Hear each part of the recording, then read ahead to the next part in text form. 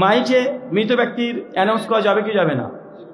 জামে তিরমিজি হাদিস 785, 86, 87। আল্লাহ নবী পরিষ্কারভাবে বলেছেন, মসজিদ থেকে কোনো হারিয়ে যাওয়া জিনিসের ঘোষণা দেওয়া যাবে না। তো যে জিনিসটা মানুষটা মারা গেছে ও কি দুনিয়া থেকে হারিয়ে যায় নাই? হ্যাঁ, তাহলে কি প্রচার করা যাবে মসজিদে? মাইকে করা যাবে না। চাচা কষ্ট পাচ্ছেন? 2, এমনি বাহ্যিকভাবে মৃত ঘোষণা কি মাইকিং করা যাবে? একই হাদিস সই সুনান তিরমিজি 786 নম্বর হাদিস, আল্লাহ নবী বলছেন আন্নাই, এটা থেকে দূরে থাকো।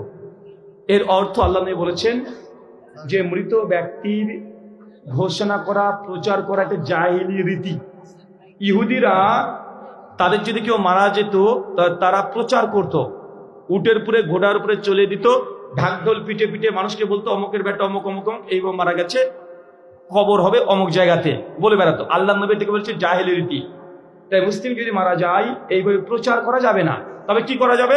খবর দেওয়া যাবে। চাচা কি বলেন তো, কি দেওয়া যাবে না? প্রচার করা যাবে না, ঘোষণা দেওয়া যাবে না। কি দেওয়া যাবে? খবর।